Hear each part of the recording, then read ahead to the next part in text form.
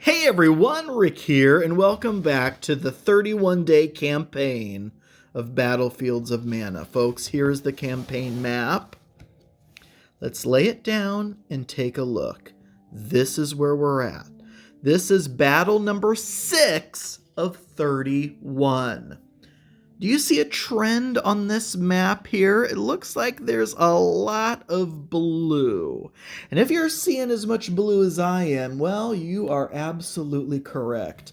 Unfortunately for the Regal Guard of the Golden Solstice, the Lunar Knights of the Obsidian Eclipse are running rampant across the continent of Mana.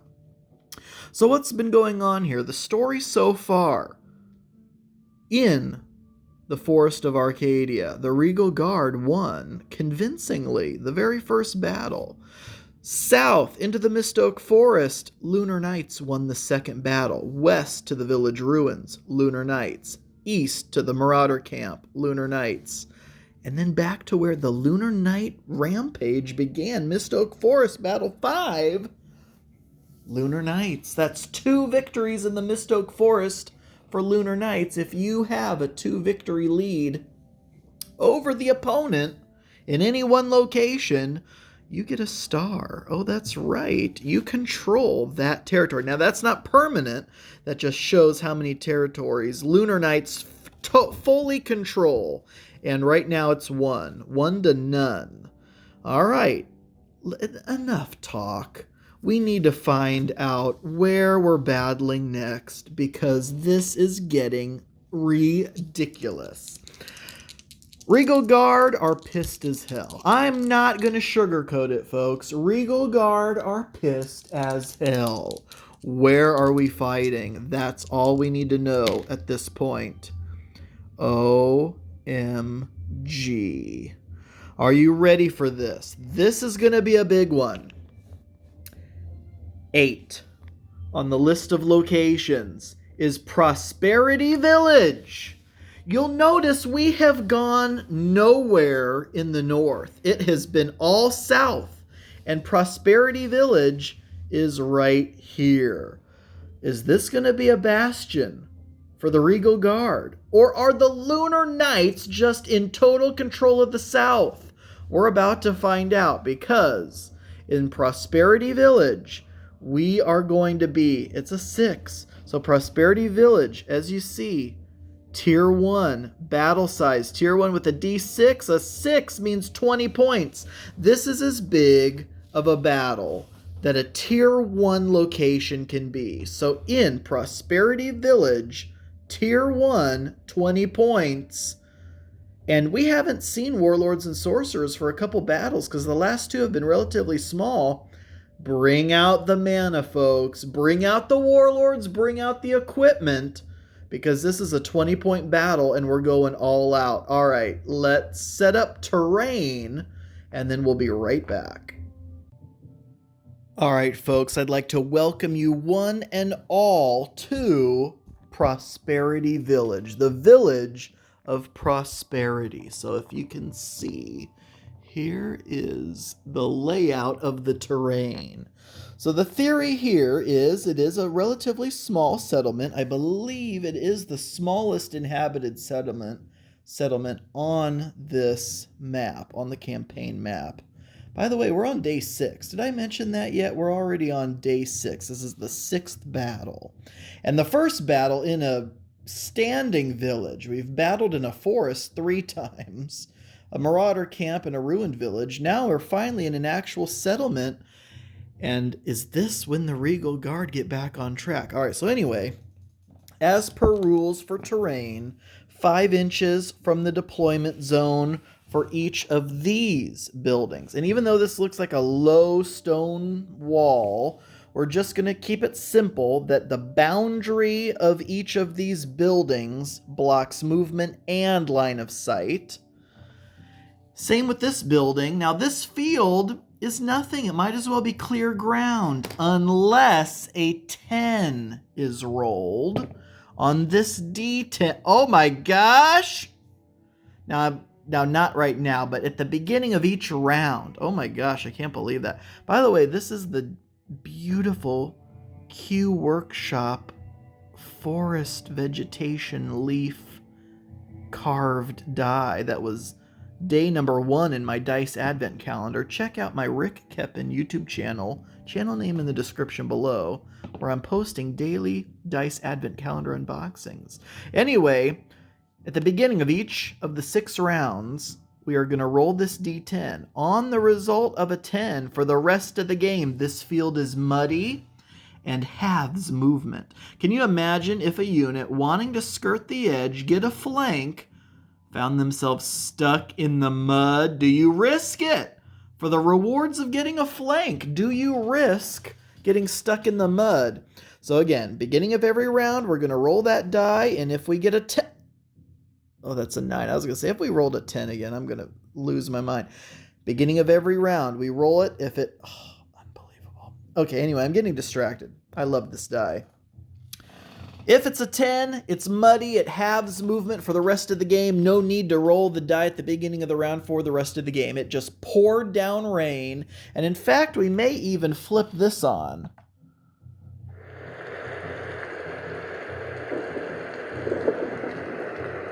And get some storm sounds. If we roll a 10, it's rainy and that field becomes muddy. It doesn't look like that big of a hindrance, right? But does that keep the battle from here to here instead, if anyone doesn't want to risk it? Or does someone think they're going to get an advantage and risk it? I don't know. It's exciting. All right, so that is terrain. It's a 20-point battle. I got to go construct these armies, and we'll be back after deployment. All right, folks, here is deployment. This is going to be a huge battle. Are you kidding me? I mean, just look at these armies. Oh my gosh.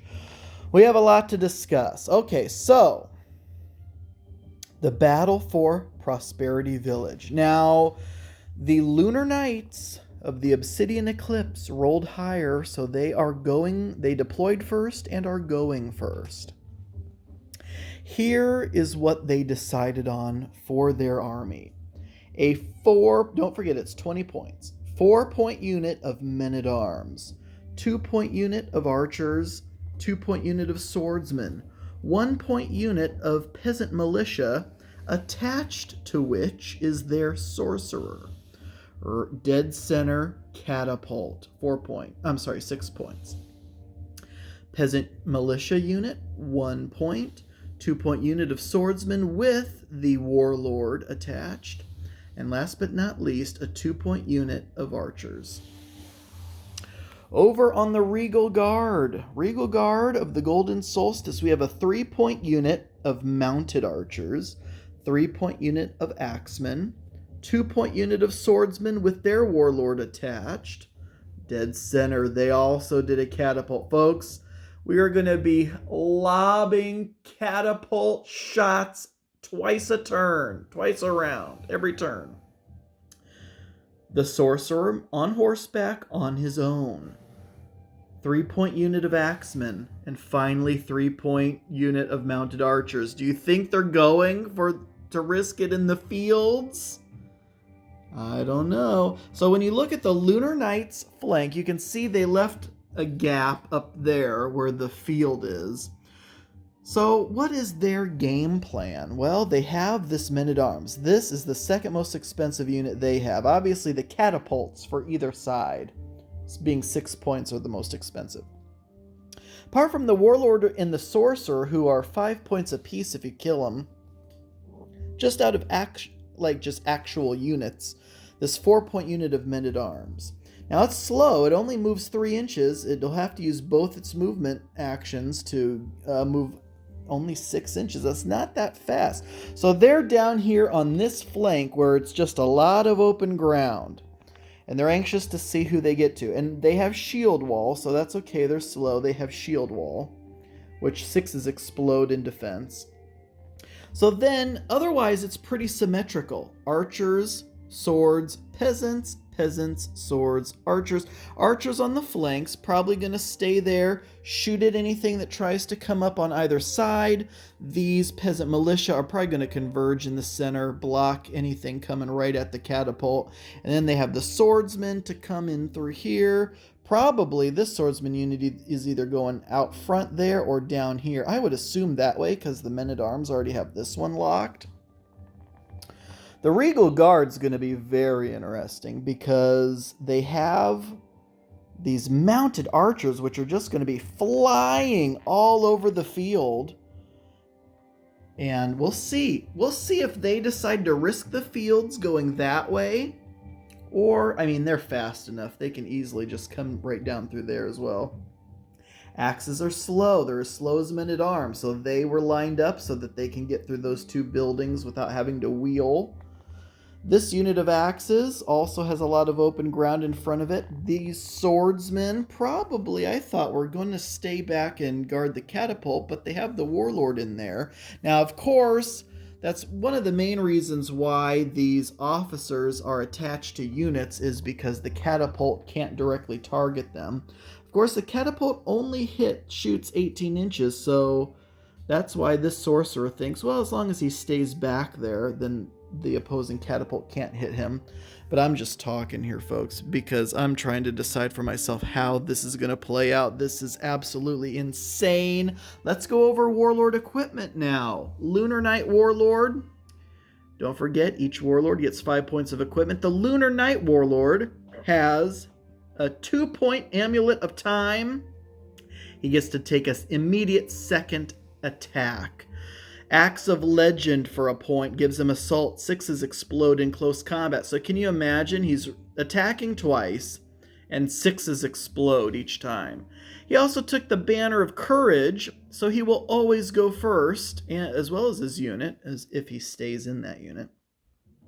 And of course, Arm Cannon, range 8, so he can also shoot twice if he wanted to. And then over on the Regal Guard Warlord side of things, he wound up with Bodolph's Staff, so his Sorcerer will have double the mana of the Lunar Knight Sorcerer. At least potential. He now has Dodge, so he rerolls failed defense dice. He rerolls 1s for attacks and defense. And he went with a Poison Dagger. We don't normally see this all that often, so I pulled out the poison counters. Any successful wounds on an opposing unit or single figure result in them becoming poisoned. Now, being poisoned means at the start, is it at the start or at the end? Being poisoned takes a poison marker at the end of every player's turn, including the turn that they were poisoned. Roll a d6. A 1 is 2 wounds. 2 or 3 is a wound. 4 or 5 is nothing. And a 6 is cured of poison. Isn't that insane? So he's banking on the fact that not only will he maybe do, his own wounds, but he can run around and poison people too. So it'll absolutely be interesting. This is going to be one insane battle for the Village of Prosperity. Is this when the Regal Guard gain the advantage? I mean, we're shooting catapults every turn. All right, folks, let's head on to turn 1. Lunar Knights and Regal Guard. All right, folks, I know I haven't been separating out the turns in the after turn report on turn 1, mostly because everyone just moves up. But I mean, this battle's going to be super, super insane. So I figure we better do a turn by turn breakdown for every turn. Lunar Knights again are going first. I guess first things first, did it rain? No, we rolled a 2. So the fields are dry for turn 1. All right, so here's what happened. I mean, look at this. This is insane. Look at what they have going on here. Well, they spent a point apiece on those peasant militia units, and they are using them. So what's this? I forgot to take this off. This was where we pre-measured how far that catapult could shoot. So that way we know where the Lunar Knight Sorcerer can safely be. And then from there, because he didn't want to stay in the unit, really. I mean, he could always back up into one of those units if need be, if the lines up front started to break. But from here, he has 12 inches where he can enchant friendly units, cast shields on them, whatever the case may be. So he just wanted to be their little perch. And look at that catapult, just so safely guarded by those human meat shields. Lunar Knights always using the meat shields to great effect, I should say, also, by the way. Unfortunately, going first with a catapult means not a damn thing to shoot at turn 1. Look at all this movement down below. So, we had men-at-arms move straight up. Bowmen move straight up. Swordsmen tilt, come down, tilt a little bit back. Didn't have enough movement to tilt all the way back. That's what the lines are looking like here. These archers are basically in prime position to shoot at anything that moves up at this point. So they're in great position. Up on the other side of things, before the warlord, which we'll talk about, left this unit, he war cried them and was successful, so they have an extra die. Swordsmen did kind of the same thing here. We wondered which direction they would go, straight ahead and coming down here into the heart of the village. And then these bowmen didn't move up their full movement, I think just about half. So they moved up there. They kind of have the option of either shooting at anything that does try to come through the field, or maybe coming down this way where they think the action's going to be.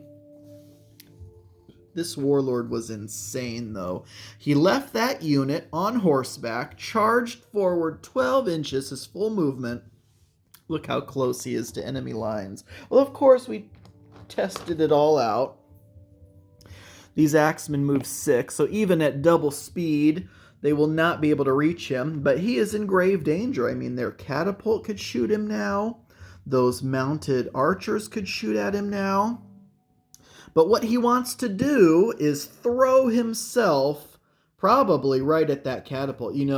If he comes into base contact with the catapult, it cannot shoot.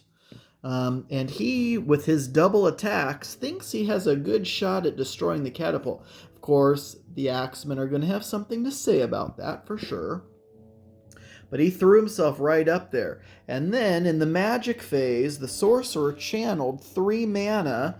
He was hoping to channel 4 so he could get a shield on the warlord while the warlord was still within his 12-inch line of sight, but that was a 1 in 4 chance of rolling a 4 on a d4, so channeling 3 wasn't bad, and he's just saving that for now. He's not using that for anything at this point, so that is entirely the Lunar Knight phase.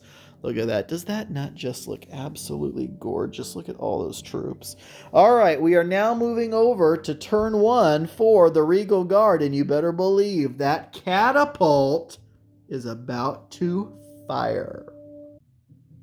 All right, folks, bottom of turn 1, the Regal Guard has finished their turn 1. Let's see if I recall everything that happened, because I just spent about the last half hour after finishing that turn taking pictures, because look at this. Take that all in. Are you freaking kidding me? This is gorgeous. This is just pure eye candy. Oh my gosh. I may be a little delirious. It's like, I don't know, 2 a.m. on a work night. So not like tomorrow's a work day. Tomorrow's my weekend, but I just worked all week long, so I'm exhausted, and now it's 2 a.m. I'm all out of coffee. Anyway, so I'm just rambling now. Regal Guard finished turn 1. What did they do? They did a lot. Some good, some not so good. Mounted archers moved up, took shots at the men-at-arms. And yes, even with the moving and shooting penalty, they were still able to kill one of the men-at-arms.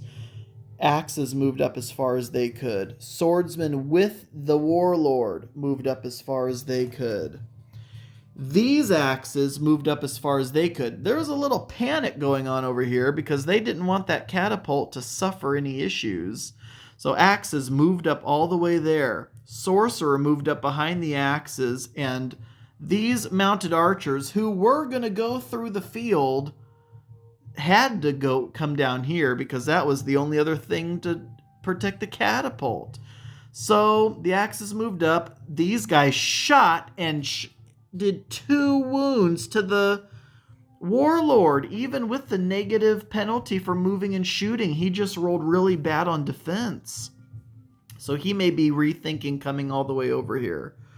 Sorcerer channeled 2d4 mana, channeled 5 mana, has an extra one, cast 4 to do a shield on the catapult. Yes. And rolled a 4 on the d4. So that means that catapult now has a d4 shield. Unbelievable. That's fantastic for that catapult's survivability.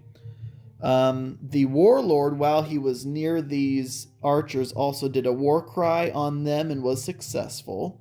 I think that's pretty much everything. So it was just a lot of moving, a bunch of shooting and spell casting. Oh, the negative thing, the bad thing. The catapult barely could reach the corner of this men-at-arms unit. And so the shrapnel hits would also have affected this archer unit, but this men-at-arms unit was the main target. It diverted, I think, in that direction. However, when we rolled for distance, it was a misfire. 1 in 6 chance the catapult could have exploded. 1 in 3 chance it could have taken a wound, but no. None of the above. It just failed to shoot. So no wounds on the catapult, but it failed to shoot turn 1. So I guess that's fair, right? Neither catapult got an actual shot off turn 1. I mean, look at that. Is that not gorgeous? All right, we're moving into turn 2. It is still anybody's game. Okay, folks, we are back at the end of turn 2 for the Lunar Knights. So we repositioned ourselves down here. Swordsmen straightened out, moved ahead of the archers, because the archers were getting a little concerned with the warlord and his swordsman unit moving up there. But the swordsmen moved ahead. The men-at-arms moved up as far as they could. So nothing and nothing there, just moved up. Archers stayed where they were, so they got an unmodified shot at these mounted archers, and would you look at that? We have a dead mounted archer. Now, every mounted archer that's taken out is 1 less shot they have back. So that is pretty good there. Now, what happened here? Our catapult actually hit. We centered the template, the hole over the corner of this unit, so that unit would take the full brunt, and this axeman unit got shrapnel hits. Only 1 wound from the shrapnel, but 4 wounds on the swordsman unit killed 2 swordsmen, so not bad there. The warlord channeled the sorcerer channeled a single mana, which gave him 4 mana. He was able to cast a shield on the warlord, and it was a 4-point shield.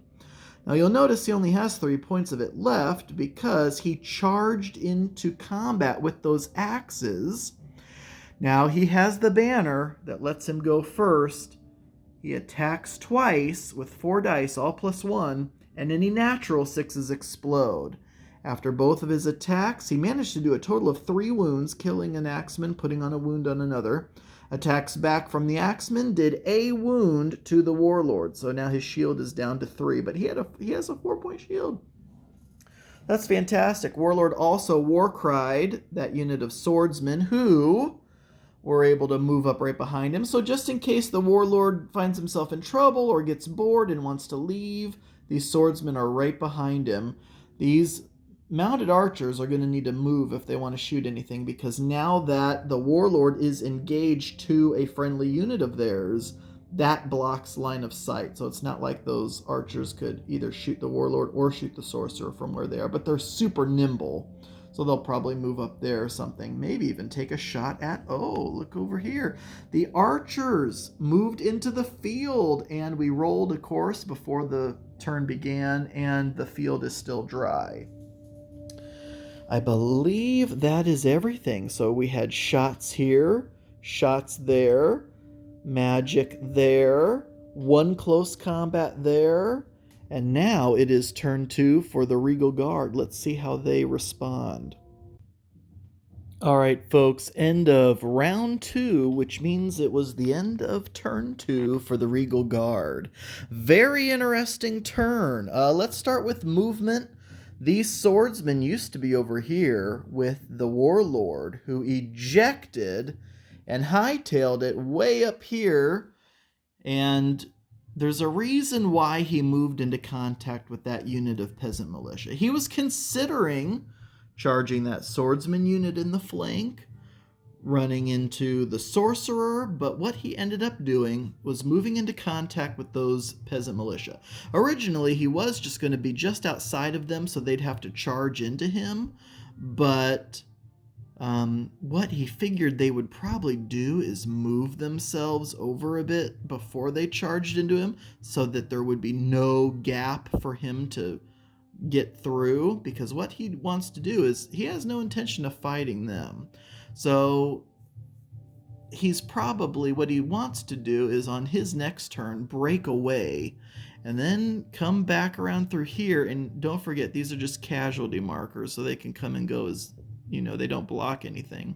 So that's just enough room for him to sneak through here and attack the catapult. But now that I'm saying that out loud, on their turn, I have a feeling they may try to break away from him and then just move up a little bit more. So we'll see how that ends up. That's just insane. But he wanted to get over there, get going on that catapult.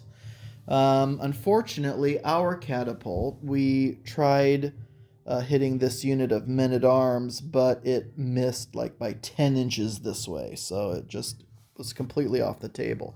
So the warlord left. These swordsmen then charged these other swordsmen. Unfortunately, they didn't do a damn thing. So yeah, that was pretty unfortunate. They didn't do any wounds to this unit. I think they may have taken a wound themselves. I can't remember if that wound token was already there or not. Axemen used both their moves to move into contact here. We did shoot some more at these men-at-arms and did some more wounds, so that was like the highlight of the turn right there, was us shooting there. These axemen, though, took some wounds from the warlord, as expected. However, they did do 3 wounds in return, which removed that shield, so that's pretty good news. We shot with both the sorcerer and the mounted archers at that unit of archers, and we did manage to kill an archer, but that was it. So that is the end of turn 2. We are now moving on to round 3 and we'll be back with Lunar Knights turn 3. All right, folks, you are looking at top of turn 3 after the Lunar Knights have gone. Double moved with the men-at-arms into these mounted archers, who got a free volley but didn't manage to do anything. So thank goodness for that. But of course, they'll probably be leaving now on their turn anyways, if they can break away. Over here, we had this cluster. The Lunar Knight swordsmen were not able to do anything to the axemen, but they did do 1 more wound to those swordsmen. In return, these guys did take 3 total wounds. The Lunar Knight swordsman did. These bowmen shifted up and then shot those swordsmen in the flank, doing some damage. We did exactly as we figured we would. We broke away here, and there's just a little fraction of a gap between them, but they shifted, so there's no way a figure could get through that way. And then this unit of Peasant Militia shifted, so there's no way to get through that way. No way to get through the front. So the catapult is free of, possible close combat anytime soon. Sorcerer channeled only 1, so he's keeping that. So in the range attack phase, he shot at the Warlord and missed. The catapult fired and hit, and that's why there's axemen missing there. Shrapnel hits on those... were there shrapnel hits on the swordsmen? I can't remember. I don't think they took any shrapnel hits, but those axemen were hit. And that's why there are as few of them left as there are, I believe. We combated up here and really took out a bunch more of those axes. And that is how that looks right now.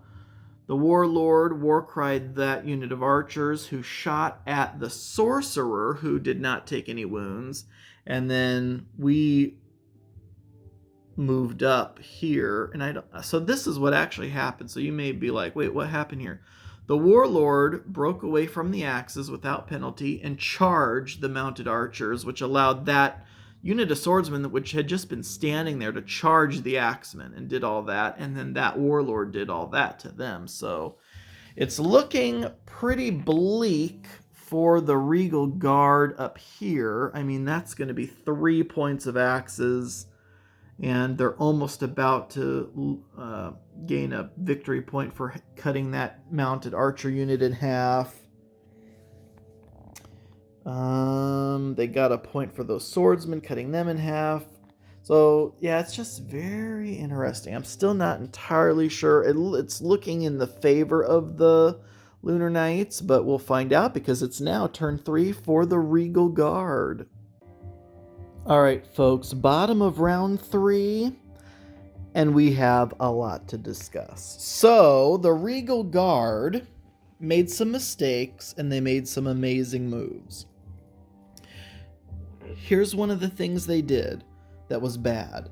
Swordsmen who were in the flank here figured they don't want to get shot in the flank by those bowmen anymore, so they break away for free since they outnumber those swordsmen. Get a free reform for breaking away, and thus charge into the bowmen. Unfortunately, the bowmen were ready for that and got a free volley and killed 2 of the swordsmen.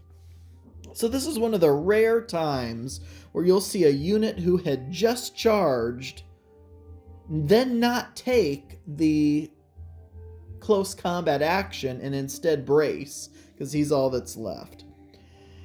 This was pretty good. These axes took a wound, but killed 2 of those swordsmen. Bowmen broke off and fired and did nothing. The Warlord, since they didn't want to have anything to do with him, he said, you know what, I will take my chances over here. Charged the Sorcerer and did a wound, and then also poisoned him, and the poison at the end of the turn also did a wound. Oh, by the way, at the beginning of turn 3, we rolled and the fields are still dry. I don't know if I mentioned that.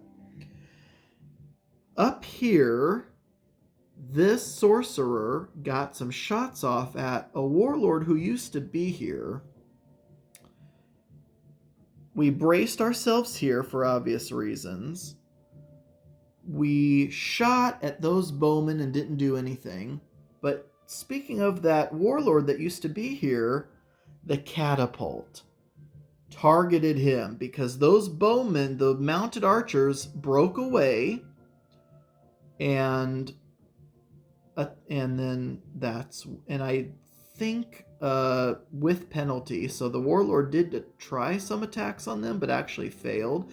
So the Warlord was out there all on his own, able to be targeted by the catapult. He just got too greedy. He had like 6 wounds left. I think the Sorcerer did a couple wounds to him, and then the catapult did 7 wounds. He had 6 wounds left, and so that was huge. There he is. He's over here now. Can you believe it? The Lunar Knight Warlord has perished, which means, and I'm going to have to try to remember this the rest of this game, because the game is now half over. We're about to start round 4. All Lunar Knight units are -1 initiative for the rest of the game. And that was 5 victory points for the Regal Guard, which they desperately needed. Because as you can see, their dead pile is piling up. All right, so it's going to be Lunar Knights turn 4, and we'll be back. All right, folks, beginning of round 4, turn 4 for the Lunar Knights, and the first turn without their warlord. Rolled for the fields, still dry. These archers shot at the mounted archers, doing what you see there. And those swordsmen finished off the axes. These bowmen did not do anything to that lone swordsman who did a wound to them. The sorcerer channeled, now has a total of 3 mana, and ran for it. Oh, I did not roll to see what happens with his poison. Oh, God, he cured himself. Okay, so he's making a beeline for the catapult. Over here, these men-at-arms took a wound from the archers, but killed 2 more of those archers. Traded some wounds there, and that's pretty much it. The catapult targeted this unit of axes and diverted 10 inches off into no man's land. So here's where we stand now, and we are moving on to Regal Guard, turn 4. Okay, folks, bottom of round 4, the end of turn 4 for the Regal Guard. That's how that's looking there, between those 2 units. We braced ourselves again there. We rushed with our warlord into the flank of that unit of swordsmen, which we shot into with the sorcerer and those bowmen. They're pretty resilient, so they're sticking around. These cav broke away and are firing at that sorcerer. They did a wound. He has 6 wounds left. The catapult targeted the sorcerer, diverted 8 inches right into this unit of men-at-arms. Could not have planned it any better. Of course, we would have rather killed that damn sorcerer. But man, those men-at-arms are almost gone. Only a wound left. We have 2 turns to take him out. Or do we keep targeting him? I think we target them probably. They're worth 3 more points. He is worth 5 points, but hey. Anyway, it is now going to be top of turn 5, Lunar Knights. All right, folks. Top of round 5, end of Lunar Knight turn 5. Not a whole lot has happened. Swordsmen braced themselves. This lone men-at-arms moved. I don't know really what his thought was. He was going to try to go after them in the flank, but then he thought better of that. He only has a wound left. It may have actually still been the wise thing to do, because then at least the attacks on him wouldn't have been as strong as they will be at this point. But we do have the sorcerer who channeled 1 mana, gave him 4 mana exactly, which allowed him to cast a shield of 3. So technically, this guy has 4 wounds. Still could not kill that swordsman. Those archers in melee are terrible. They did a wound though, but he was able to take it to him again. The catapult was like out of options. Any of the Regal Guard stuff over here would also overlap their own units with the template. But he did notice the sorcerer was out in the open, so he targeted the sorcerer, but it diverted and actually hit shrapnel hits on this warlord, but he was able to defend himself. And these archers, I believe, shot over here, I think, at those mounted archers, but missed. So other than putting a shield on those 3 points, that was pretty much it for Lunar Knights. All right, over to Regal Guard, turn 5, and then we're on to the final turn. Okay, folks, bottom of round 5, Regal Guard. Oh my gosh. Sorcerer moved down, fired at the sorcerer. First of all, did an arcane duel, 2 wounds. Fired a 4-shot pyro storm, did 3 more wounds. Down, or no, how many? 2 plus 3 is 5. Yeah, so he's at 1 wound left. Can you believe it? And then the catapult targeted him, but unfortunately missed. Only by 2 inches, and actually hit him with shrapnel, but unfortunately shrapnel wasn't enough to do that last wound. Braced ourselves here. Shot at the swordsman, finally doing that extra wound, knocking them to half, which will be a victory point. Warlord decided to hightail it down here. Honestly, if he would have known that this is what was going on, he probably would have gone from there to there. But instead, he went down here. There's really nowhere for that men-at-arms to go now that where the Warlord can't catch him. These archers actually managed to do 2 wounds. So he had a shield of 3. I know it's really dark. He had a shield of 3, but doing 2 wounds brought it down to 1. So this guy basically, essentially right now, has 2 wounds. And I think between the archers and the warlord, they'll be able to hopefully deal with him. And it would be awesome if the catapult would be able to deal with this guy. But my feeling is he's going to be hightailing it here at the top of turn 6. Hopefully not out of range of this sorcerer. So it's getting really spooky. Who knows? It's still anyone's game, I believe. I don't know. I haven't been counting points because I want it to be a mystery to me as well. All right, this is the final turn of the game, starting with, of course, Lunar Knights. Also, let's just roll this right now. Nope. A 9. The fields stayed dry the entire time. In fact, it's been nothing but peaceful birds and sunny skies. All right, we'll be back after Lunar Knight. Unless something goes terribly wrong and we skip to the end of the game, we'll be back after final Lunar Knight's turn 6. Okay, folks, this is the end of turn 6 for the Lunar Knights, the highlight of which was their catapult right here. And what used to be there? Their last remaining swordsman, and our still hardy, half still there, axeman unit, direct hit. Wiped out the axeman, collateral damage, friendly fire, shrapnel hits, killed that last swordsman. So it was a risk they were willing to take, and it still netted them a point in the end. They had already gotten a point for cutting that unit of axemen in half. And the Regal Guard had gotten a point for doing at least half of the wounds to the swordsman.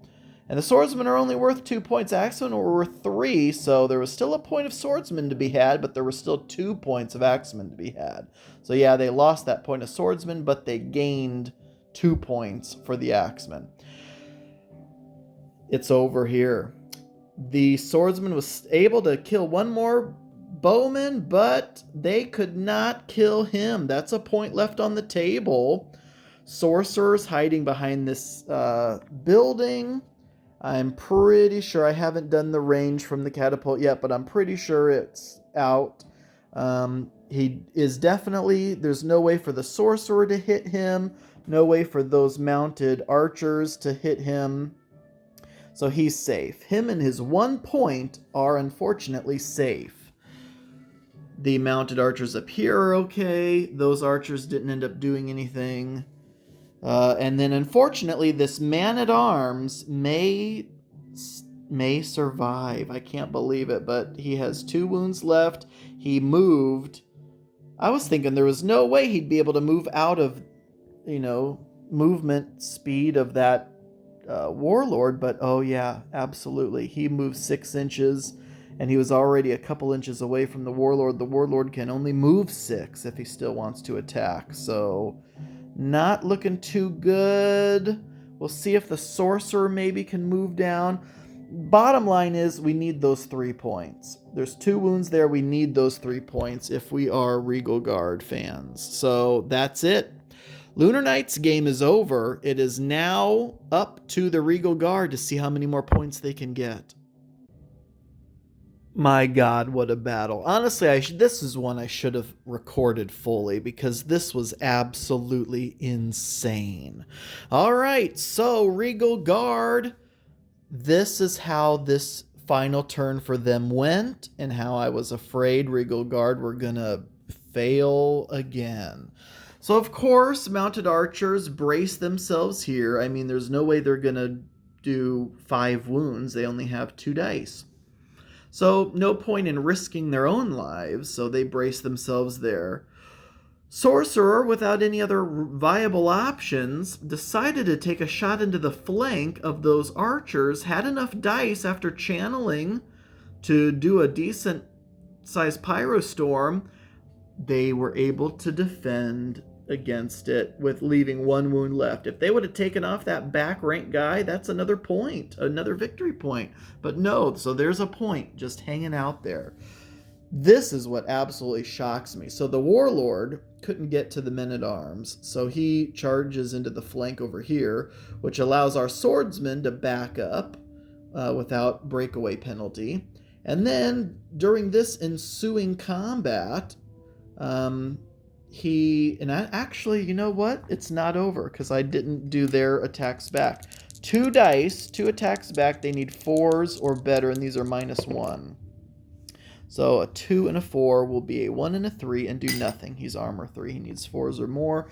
So, and he was at full health anyway. So the Warlord wasn't able, that back guy on the back rank still has a wound left. Notice a trend?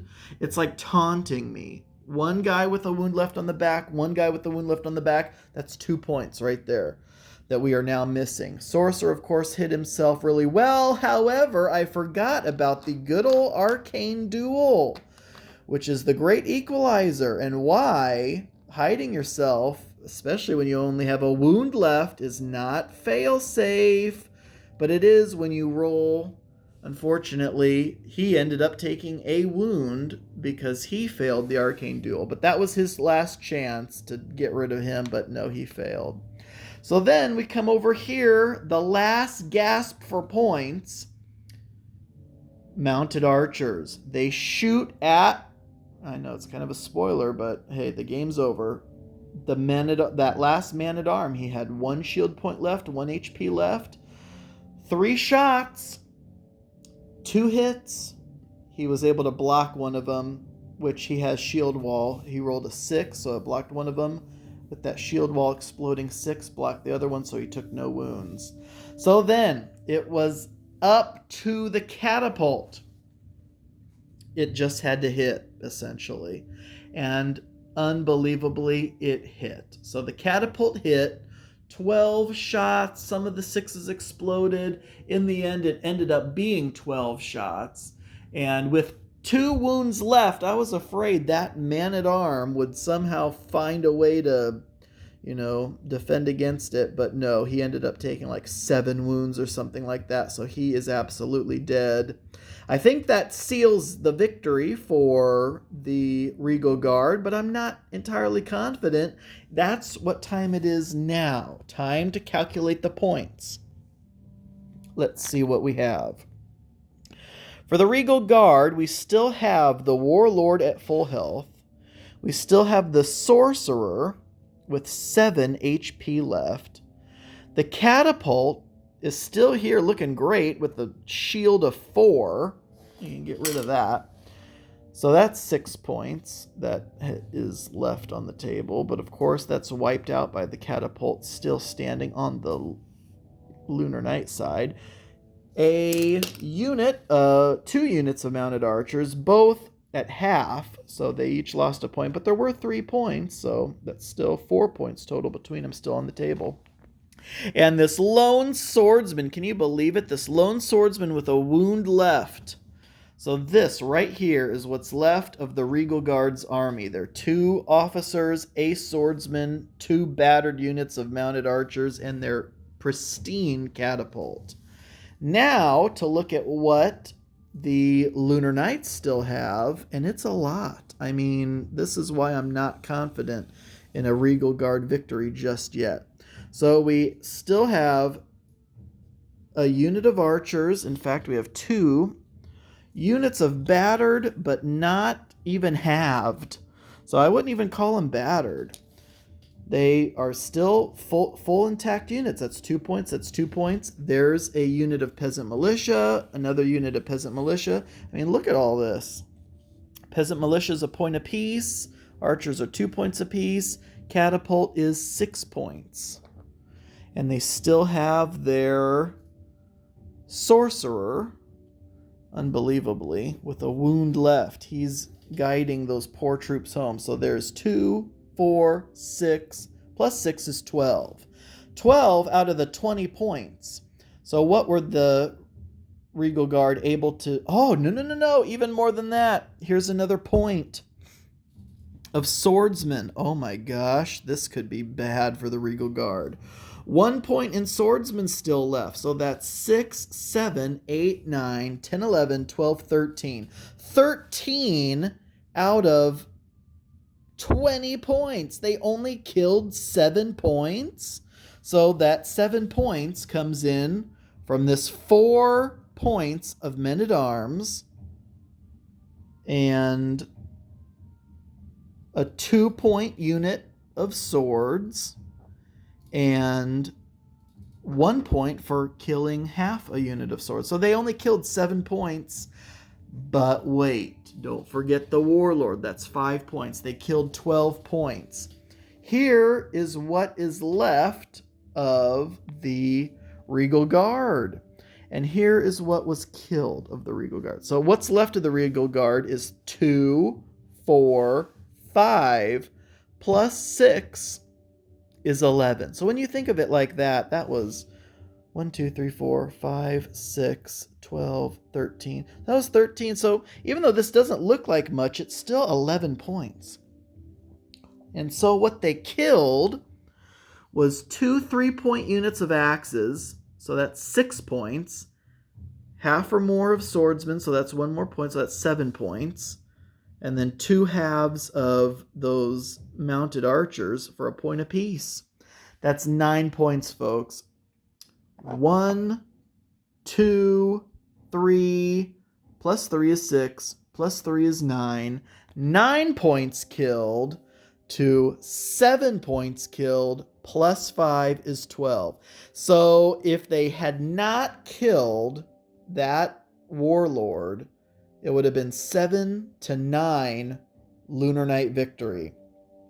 If they had not killed that last man-at-arms with the catapult, I mean, that would have been truly pathetic. That would have only been a point. 1, 2, 3, 4, plus 5 is 9. It would have been tied 9-9. How crazy is that?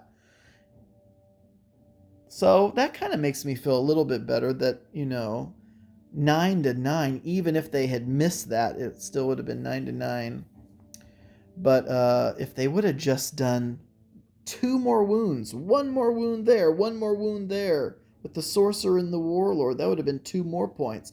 But as it stands, final score, Regal Guard 12, Lunar Knights 9. 12-9 means Regal Guard have won and finally break the streak of the Lunar Knights victories.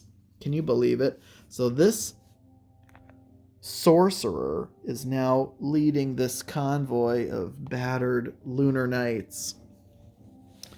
Somewhere, we'll see where they end up. I mean, look at all these troops. This is one of those things where it's like if the game would have continued, who would have won? Well, don't forget, those swordsmen were in a bad way, probably. I don't know. Honestly, still having the warlord meant a lot. But here, we need to do the most important thing post-game, and that is put a sticker on the board.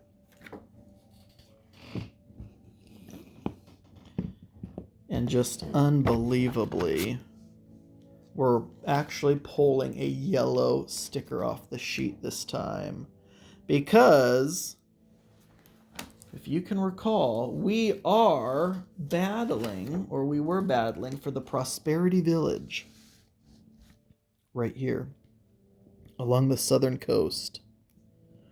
Look at this. Bastion of civilization in the south amongst all that blue. We'll put a little 6 here for it being our 6th battle. Unbelievable. Right next to a stronghold in the Mistoak Forest of Lunar Knights. So Regal Guard won the very first battle, and now they have won the most recent battle. Glad to see the Regal Guard back in the win column, and it was not easy. It took several missteps from the Lunar Knights charging their warlord out there like that, but I mean, it wasn't a terrible idea. You get that warlord in base contact with the catapult, and the catapult's not doing anything. Definitely wouldn't have killed the warlord like it did. That catapult destroyed the most points. It was MVP for sure. That catapult ended up killing the final man-at-arms, the warlord. That's 9 points total right there out of the 12 that the Regal Guard were able to score. But isn't that something? The Lunar Knights conquering marauder camps, forests, ruins, all surrounding this. Prosperity Village is a bastion of hope for civilization to thrive. So it'll be interesting. We still have not gotten north of the bridge yet, or on the east coast at all. So it'll be interesting to see where the next battles take us, what the Lunar Knights have up their sleeve, and where the Regal Guard go from here. Good to see again the Regal Guard in the win column. All right, folks, that was battle number 6. 31 battles. We still have 25 more battles to go. This map is going to see a lot of stickers pretty soon. All right, folks, thank you all so much for watching, and until tomorrow.